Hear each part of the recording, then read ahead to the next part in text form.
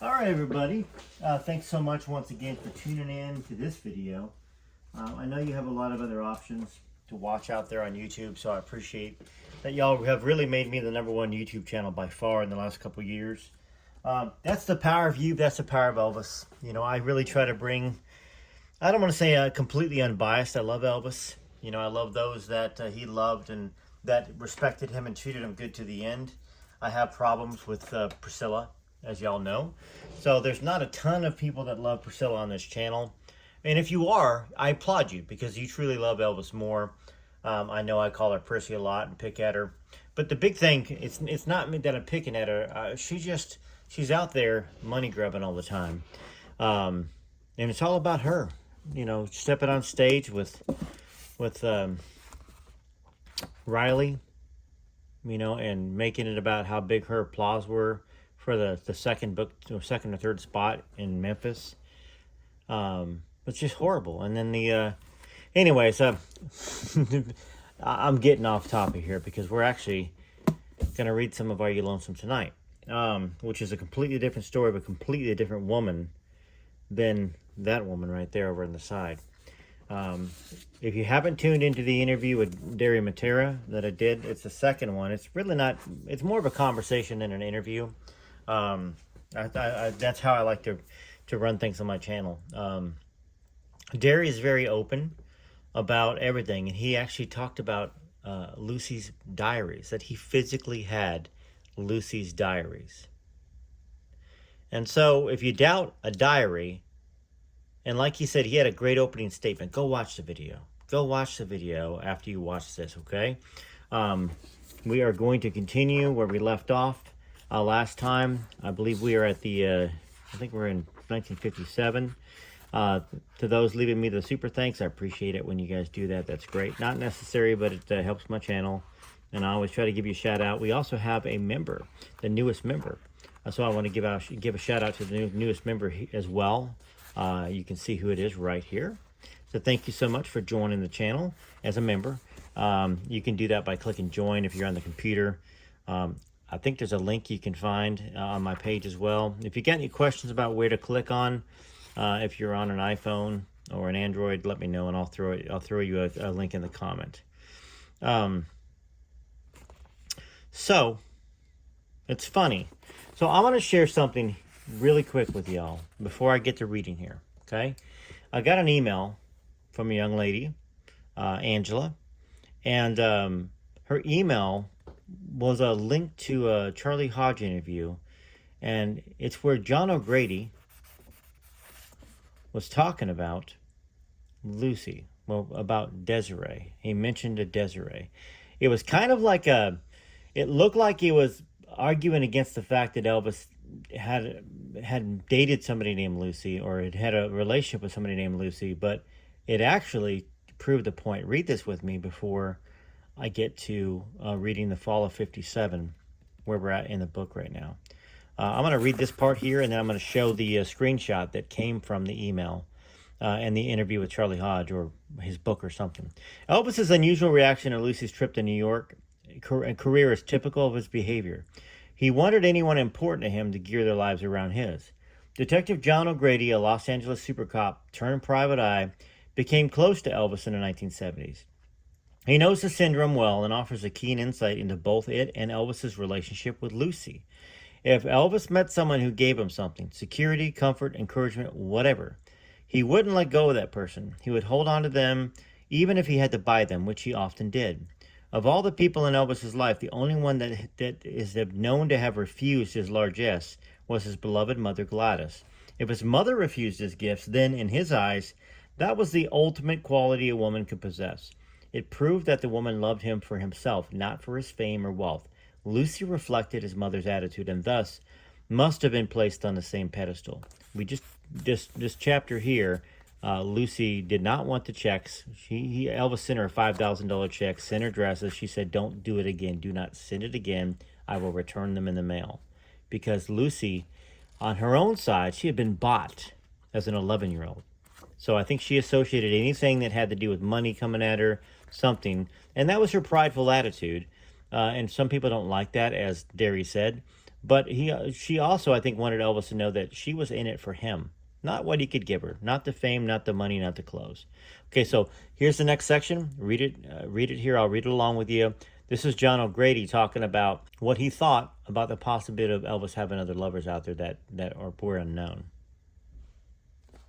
All right, so this is from Angela Williams. So I went home to Decatur, Alabama, then some people started calling me from Miami. They said there was a love child born down in Louisiana. I didn't believe it then, and I don't believe it now. Elvis could not keep any secret for 2 minutes. Priscilla would always tell me, if you want to keep a secret, don't tell Elvis. If he knew something, he would tell everybody. Now, of course, this is Charlie Hodge as well. All these people who claim that Elvis made a lot of repeated calls to some girl in Louisiana or something, all they have to do is get the telephone company to show them their records and prove it one way or the other. First off, you can't get that. We're talking 1953, 1957, 1970. They don't keep records of that. There were 6 telephone lines in the house. There was 1 private line in Elvis's room, 1 in my room downstairs near the 3 TVs, and 1 out in Sunny West garage apartment behind the mansion. The records would show if somebody at Graceland called the person anytime. There has to be a record of it. If he did, why hasn't it shown up? First off, who's going to release those records? I mean, Charlie, you got to have some common sense. Priscilla wouldn't release the records if this was something that was requested in 87. She was in charge, or 85, or 84, 86. She was in charge of Elvis Presley Enterprises and calling the shots, just like when she kicked everybody off of the Lisa Marie when they should have been brought to Memphis at Elvis's funeral. Also, trust me, Charlie didn't want to get on Priscilla's bad side, or he would not be invited to all of these events, and he wouldn't have any money from it. She would have locked him out too, so of course he would deny the possibility of any of this, when in fact he probably wouldn't know anything about it. So let's continue here. The records would show that if somebody at Graceland called this person, okay, I think it's a lot of bull is what Charlie said. John O'Grady was the private detective that hired Elvis to clear him of a paternity charge in 1970. So O'Grady was in charge of the police department's narcotics detail in Hollywood for 12 years before leaving to start his own detective firm. He soon was one of the most famous polygraph people around. Here's where it gets interesting, folks, before we get into reading more of Are You Lonesome Tonight. So in the beginning of the test, O'Grady asked Elvis all kinds of questions just to psych him up for the big question. At one point, he asked Elvis, how many women have you known in your lifetime so far, Elvis? Elvis told him, about 5,000, sir. Elvis said he then asked Elvis the key questions. In the past year, have you been with any woman but Priscilla? Now, this is 69 and 70. Elvis is married at that point in time. Elvis said, no. And the polygraph showed he was telling the truth. My feeling was that Elvis liked women a lot, but there was nothing wrong with that. He played around a lot before he married Priscilla, but not at all after he got married. He was straight after he got married. And we shot out all kinds of female names at him, okay? So, just to test him. And he mentioned one woman, a Desiree. See? Here it is, folks. The proof in the pudding. And I know in this article it says, she was a woman, not a baby. Duh, if you freaking knew anything, Charlie Hodge, and I'm not upset at Charlie. And honestly, I don't know if this is Charlie talking or John O'Grady, but he said, a Desiree, but she was a woman, not a baby. I don't believe Elvis ever had a love child, ever. He only had one child, Lisa Marie. Well, guess what? Desiree was the mother's name, dodo heads. And that was the name that Elvis gave her. Now, she named her child Desiree because of Elvis's pet name for her, okay? Because of his love. When John proved that the paternity charge would not stand up to his test, that was the end of the case. If there was a love child in Louisiana, I think a detective like John Grady would have found out about it. Not really, dude.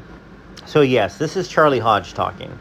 I'm not going to use the language John used to express his doubt about there being a love child. I think you can just guess. So this is in Charlie Hodge's interview or book. But the truth of the matter is that John O'Grady just proved that Desiree, meaning Lucy, is real. So, without further ado, let's get in the book. Remember, Elvis tried to be honest. He was being honest about every question, and Elvis brought up Desiree. Elvis did. Desiree being Lucy, still protecting her secret. Now, if you don't watch the rest of this video, I'm going to say that you either don't want to hear the truth or you're blind to the truth and you won't accept it because you think that it's a slight against Priscilla or Lisa, but it's not. If all of this is true, it actually shows how wonderful and kind Elvis is. Let's get back to it. Okay, we're back. Let me know what you think about that. We're going to start reading here. Okay, fall of 1957. Elvis went on a concert tour in September that included performances in Canada and Hawaii. I followed it in the newspapers. He was drawing large crowds and attracting lots of attention. When the tour ended, things slowed down a hair. He called and said he would come see me soon. I didn't get my hopes up. He was the hottest entertainer in America, maybe even the hottest of all time. In October, his third movie, Jailhouse Rock, came out, and the title song was #1. His fame kept growing and growing. How could he even spare the time to spend a few moments with me? Well, he called in late November and said he was back in Memphis. He asked me to come and make all the arrangements. Made all the arrangements. I flew in the next day and took a cab to a hotel near the airport. Elvis had the room registered under Lucy Barbin. I washed my face, reapplied some light makeup, and tousled my hair.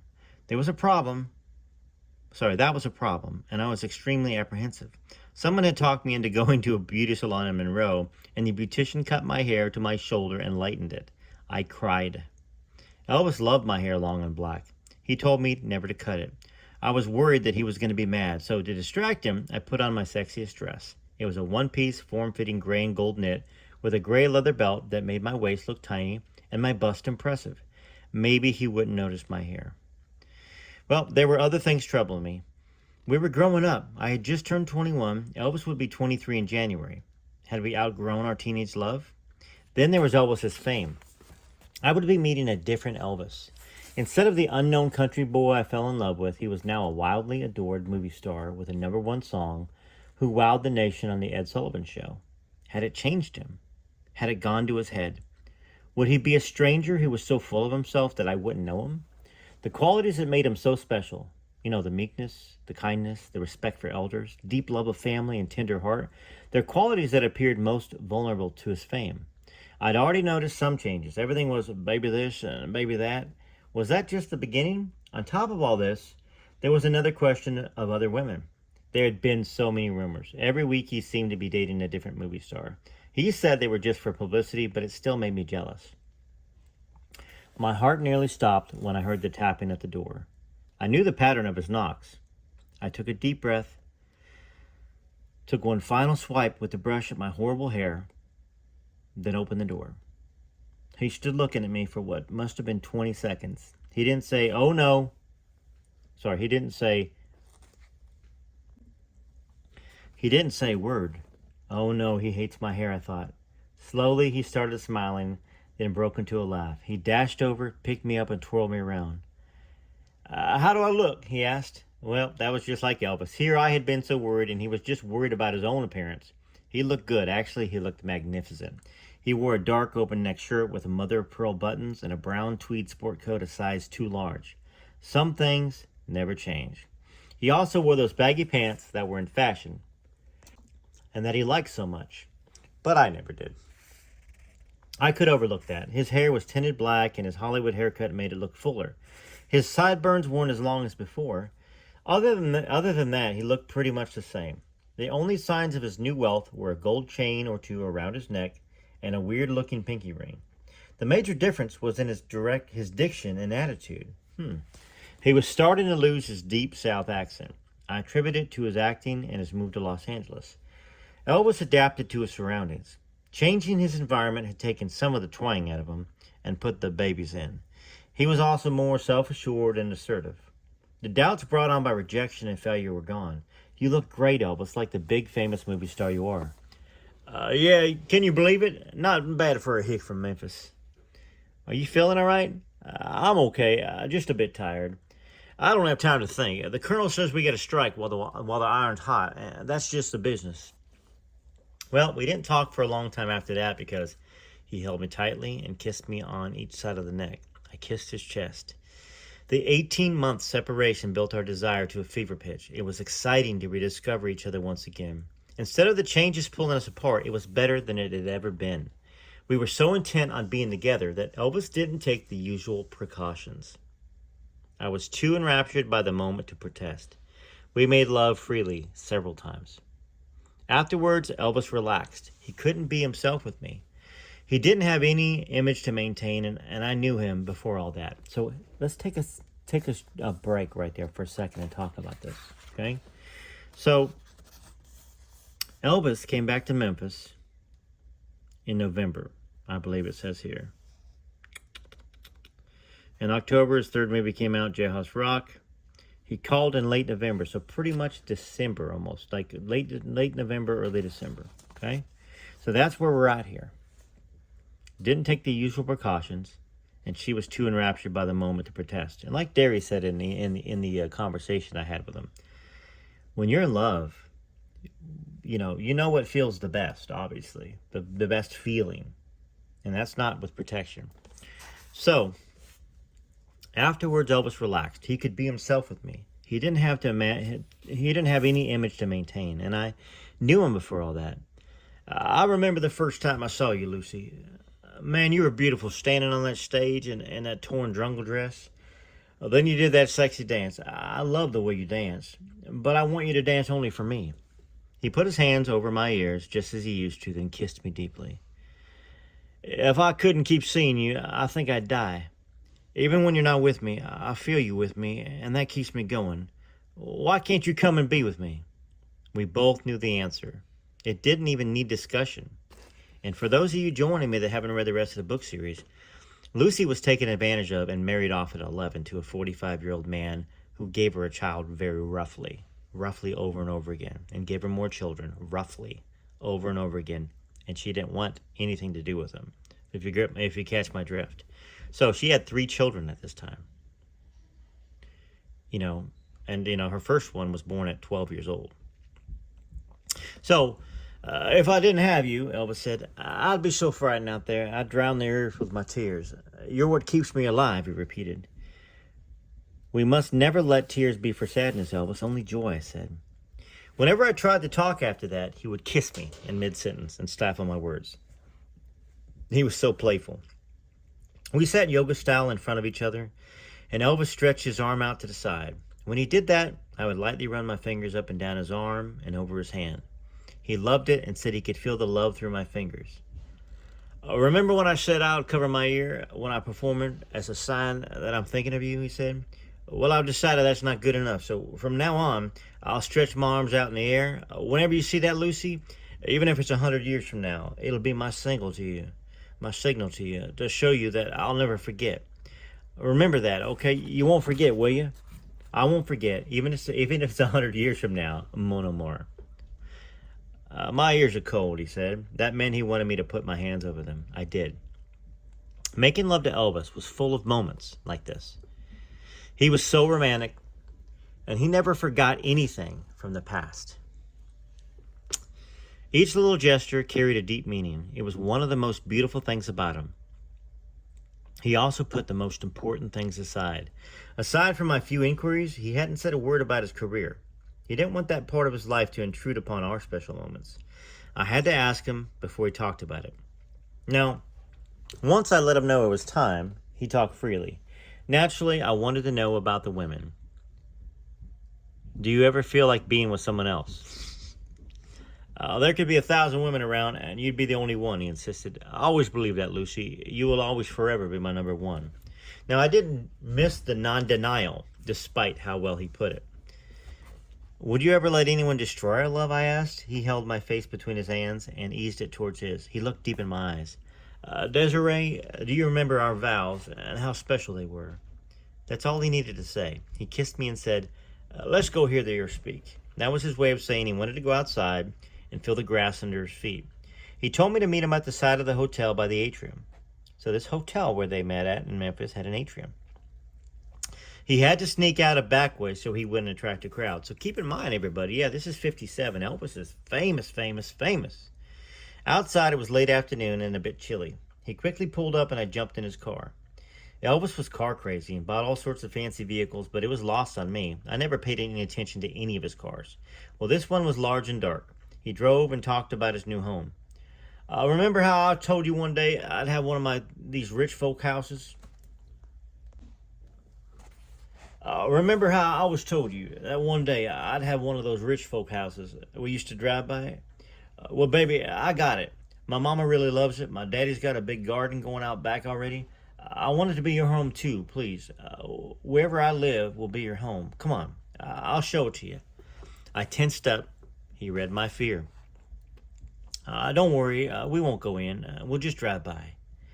When we got there, he parked a short distance from the gate. Isn't it beautiful? It used to be a church or something. They called it Graceland. I like the name. I'm going to keep it. And look, he pointed at a street sign. It's on Bellevue Road, just like your middle name. When I saw that, I knew I had to buy it. His voice became low and deep, as it always did when he grew serious. I know, I promised not to tell anyone about us, and I haven't. I haven't told her so. I want to tell my mama. I want to tell her everything. Maybe she'll know what to do. Is that okay? Fear gripped me. Elvis was close to his mother and loved her deeply. I wasn't anything close to the kind of woman she would want for him. I was in spirit and character. It's just my past, my ugly past, no one could ever looked at. No, Elvis, please, please, no, not even her, not yet. You promised me, don't break your vow. If it still means that much to you, then okay, but don't keep me to this forever. I'm going to tell my mama. She wants me to find a nice girl and settle down. I'd like to tell her I have. Lucy, we should get married. We've got to get married before all this Hollywood stuff gets too crazy. When my eyes filled with tears, what could I say? I could marry him. I couldn't. Not at the height of his fame. Elvis was so naive. He had no idea what the kind of scandal would do to his career. My concern was for him, but I was also afraid for myself. Like, could I handle the scrutiny, hiding my life?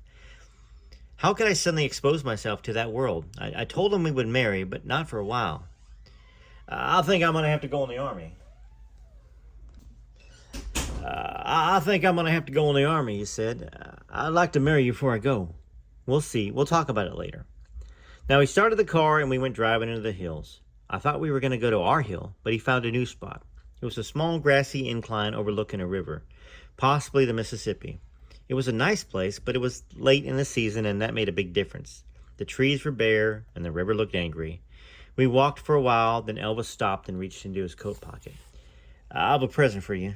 He pulled out a crumpled rose again. It warmed me to see that he hadn't changed. The rose was semi-wilted as usual, and even that was comforting.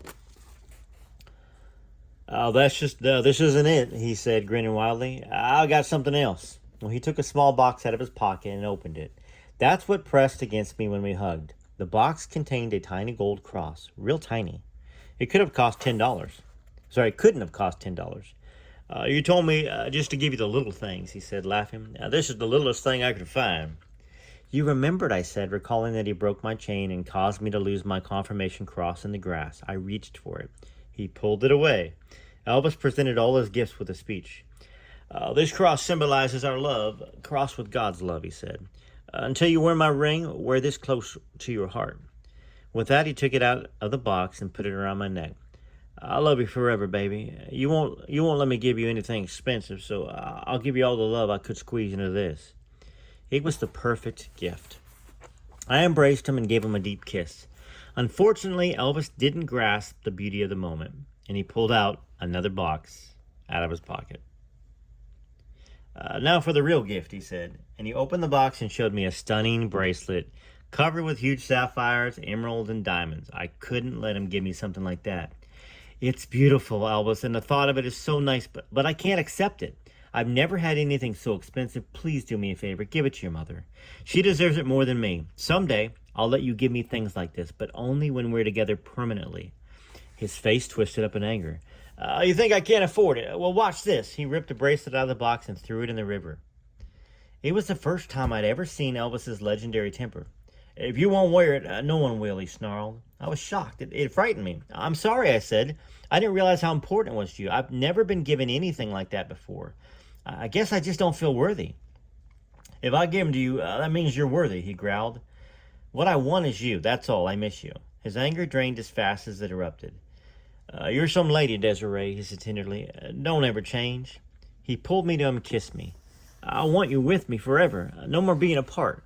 As soon as this army thing is over, we'll get married. Do you still want to marry me? Yes, mon chéri. I'll be here waiting. 2 years or 20. I'll be here. Don't ever forget. I was relieved that he wasn't pushing me to marry him before he went in the army now. I still wasn't officially even divorced. I don't want to forget, he said, suddenly looked tired. Sometimes I think the only true friends I have are you and my mama and my daddy. All those people I'm meeting now, those Hollywood types, they're not my friends. It's hard to explain, but it's not the same. Hey, what about God? You haven't forgotten him, have you? He's still your biggest friend. God is the most important one of all, Lucy said. He smiled a slow and weary smile. You keep reminding me, baby. That's why I love you so much. You keep it real. No matter where I go, I feel you're with me. When I'm away, it's like I'm only half alive. You're my other half. We hugged again. Baby, I've been worrying about something. When I made love to you before, when we made love, I corrected. When we made love, I forgot, the protection. Don't worry, I interrupted. Nothing's going to happen. It'll be all right. The sun set and it became cold. We returned to the car and drove back to the hotel. He dropped me near the atrium and went around the park, and although I understood it, I was uncomfortable with all this sneaking around. It made me feel like an infidel. I went into the room and began combing my hair. He knocked, and I let him in, still holding the brush. He looked angry. Is there something wrong? As a matter of fact, there is, he firmly stated. Why did you cut your hair? Oh, no, the brush. Why was I holding the stupid brush? He hadn't said a word about my hair. Now I go and practically flaunt it. I could have killed myself. It wasn't my fault, I whimpered. Well, who has control of your hair? I stuttered out an explanation about the beauty shop. He came over and brusquely ran his hand through my hair, emphasizing how quickly it took. See what I mean? It's not the same, he said. I want it to always be the same. I want your hair long, black, and I want you to use that same shampoo. It has to smell the same. Everything has to be the same. That means a lot to me, Lucy. You know that. He wasn't ordering me or anything. He was expressing what was important to him. Familiarity was everything. He wanted to remember and relive things with all of his senses, and I understood that. That's why I was always washing my hair with Dreeny shampoo. He loved the smell. If I didn't, he noticed right away. I thought I had gotten away with my haircut, but I should have known better. He was too aware of the smallest things to let something as important as that go by. Now, it was kind of him to wait so long before mentioning it. I promised I would never cut my hair that short again. He came over and held me close. And you have to speak French. I love it more than anything. Now, I don't know how to read this, folks. So, I'm going to try. It's going to sound stupid, probably. Pour de jours, mon chéri, mon corps est pour toi. Je t'aime, El Lancelot, je aime beaucoup. I got the El Lancelot. What's the rest of that mean? For always, my love, my heart is yours. I love you, El Lancelot. I love you very much. He had me teach him every word in French so he could repeat it back to me, substituting Desiree for El Lancelot. Now, his accent was so funny it made me laugh. I put my mouth close to his, and we spoke the words together. He sighed deeply and clutched me tighter. Your hair's changed, but you still have the same beautiful body. I love to look at your body. Please let me see it again. I obeyed, lifting my knit dress over my head. Don't ever let anyone see your body. Nobody else. I started to say something, but he put his finger to my lip.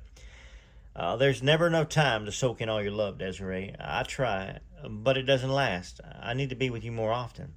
Well, he left late that night. Elvis preferred moving in the darkness so he wouldn't be noticed. I had an early flight to catch, and he didn't want me to leave in the morning.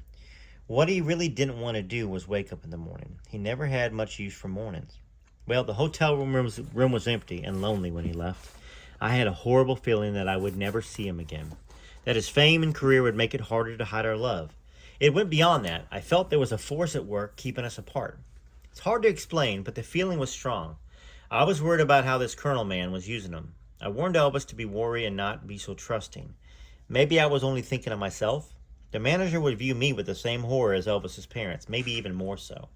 Unlike Elvis, he had to know how damaging I would be to Elvis's career. If Elvis didn't see the problems I presented, his manager would waste no time explaining it. And Elvis said the Colonel was close to his father. That would do it for sure. Despite the beauty of my day with Elvis, I fell into a troubled sleep. It was cold and misty the next morning. The flight home was gloomy. Seeing my children did cheer me up, though. They were my whole life. They were all I had. Elvis called a few days before Christmas. He said he received his notice to go into the Army. He didn't appear to be upset, though. The Colonel had him convinced it would help his career. I couldn't see how, but I was glad Elvis was taking it well. He said he didn't have to leave for a while because the Colonel had gotten a delay so he could make another movie, King Creole.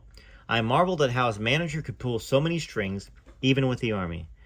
Yeah, he's something. There ain't nothing that man can't do, Elvis said. I just wonder if he's doing it right. or what he's doing is right. All right, so this is where Desiree writes something. Albert Goldman's investigation into the colonel control of Elvis, detailed in the book Elvis, is by far the most penetrating. Goldman reported that Elvis believed Colonel Parker set up the Army stint.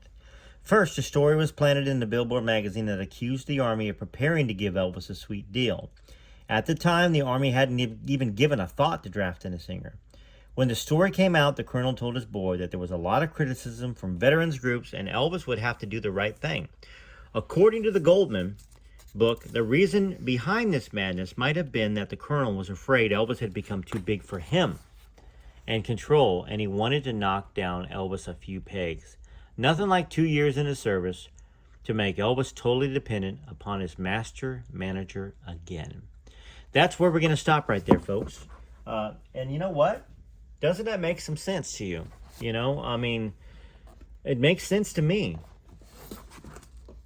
We're going to end on page 86, right next to 87, when this book came out, 87. But let me know what you think about it. You know, I mean, this sounds just like Elvis. It sounds like the real, sincere Elvis.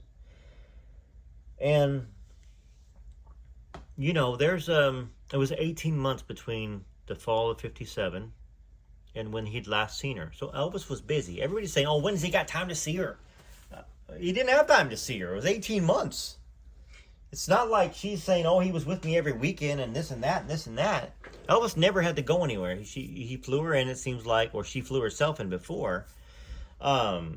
So it's plausible to me. Now, can I tell you 100% certainly as a fact that it happened or that Desiree is his? No, I can't. I can't.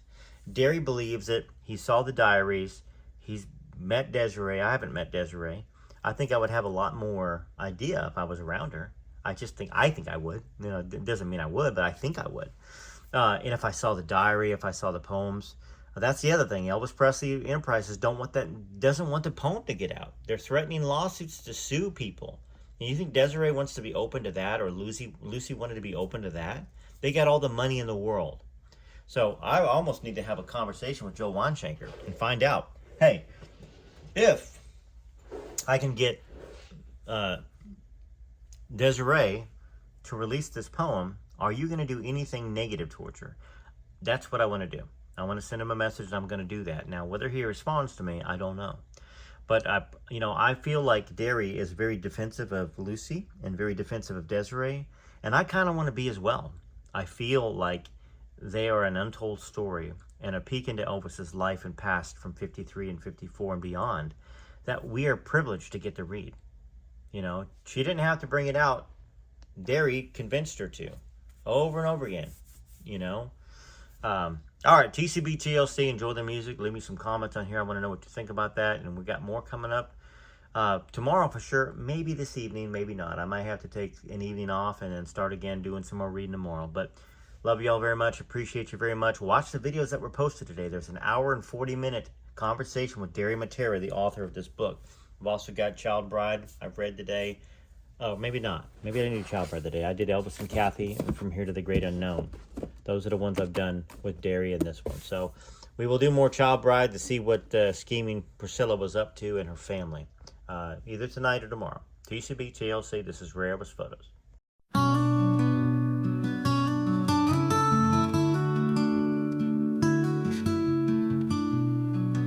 Shadow of the king still haunts the Memphis night in the dimming southern light.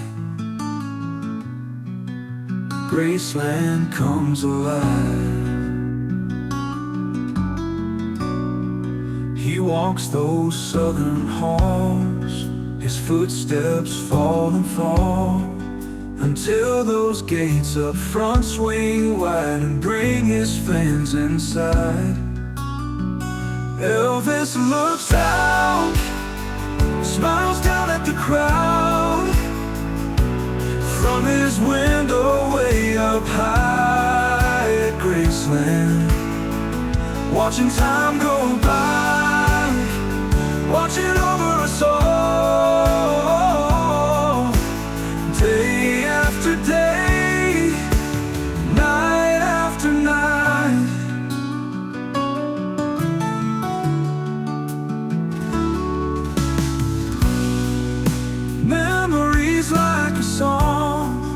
keeps the king walking on. He is still amazed. We love him to this day. Elvis looks out, smiles down at the crowd from his window way up high at Graceland, watching time go by, watching over us all, day after day, night after night.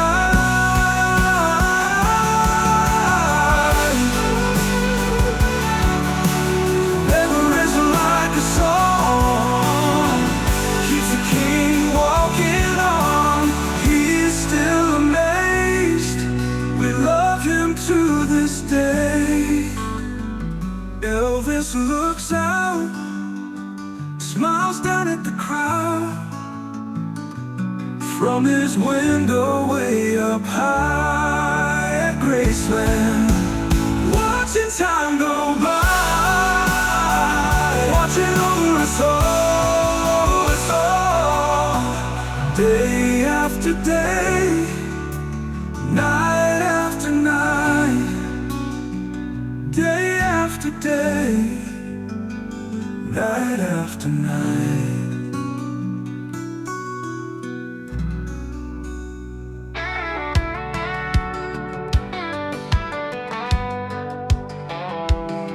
He was born in a shack in Tupelo, a healthy boy, but he lost his baby bro. He grew up poor, the dirt poor life. The only thing he had was a guitar and a bike. That was Elvis, born in 35, that was Elvis. The coolest kind of life from don't be cruel to all shook up, suspicious minds to burn in love. That was Elvis.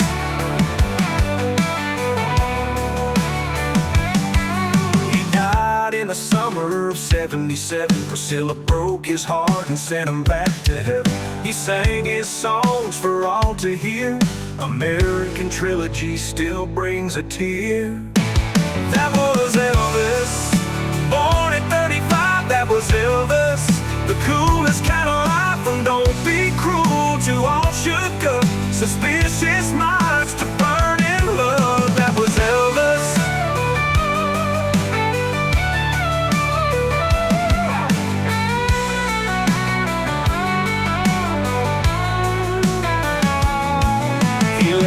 A gift in Lisa Marie, but now she's singing with Elvis in heaven's jubilee. That was Elvis, born in 35, that was Elvis. The coolest kind of life from don't be cruel to all shook up, suspicious minds to burn in love. That was Elvis, from that's alright to all shook up, suspicious minds to burn in love. That was Elvis, Elvis, Elvis. That was Elvis, Elvis. That was Elvis, Elvis, Elvis.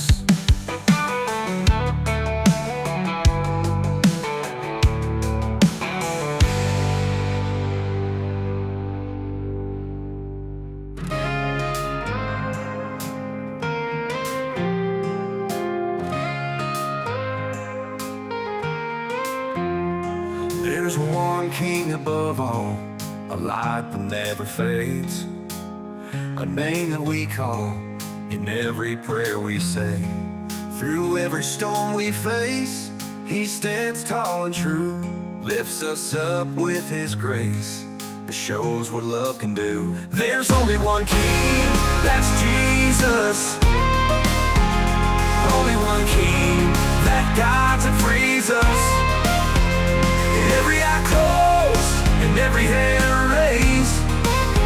There's only one king, that's Jesus. Set Elvis up on stage.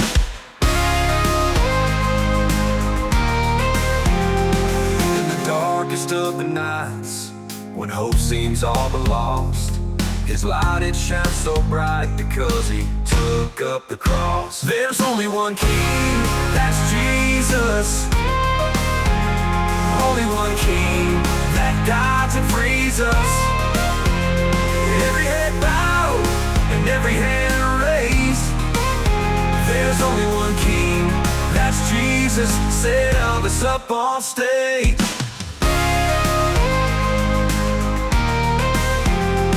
In the darkest of the nights, when hope seems all but lost, His light it shines so bright because He took up the cross. There's only one King, that's Jesus. Only one King that guides and frees us. Every head bowed and every hand raised. There's only one King, that's Jesus. Said Elvis up on stage. He gave His life for us so that we all may live. Only one King, that's Jesus. Only one King that guides and frees us. Every head bowed and every hand raised. There's only one King, that's Jesus. Said Elvis up on stage. In the darkest of the nights, when hope seems all but lost, His light it shines so bright because He took up the cross. There's only one King, that's Jesus. Only one King that guides and frees us. Every head bowed and every hand raised. There's only one King, that's Jesus. Said Elvis up on stage. There's one King above all, a light that never fades, a name that we call in every prayer we say. Through every storm we face, He stands tall and true, lifts us up with His grace that shows what love can do. There's only one King, that's Jesus. Only one King that guides and frees us. Every head bowed and every hand raised. There's only one King, that's Jesus. Said Elvis up on stage. I've got to say that this is kind of the smoking gun right here that ties a lot of things together. So let me know what you think. If you made it this far, shout it out in the comments. And of course, I will shout you out in the next video.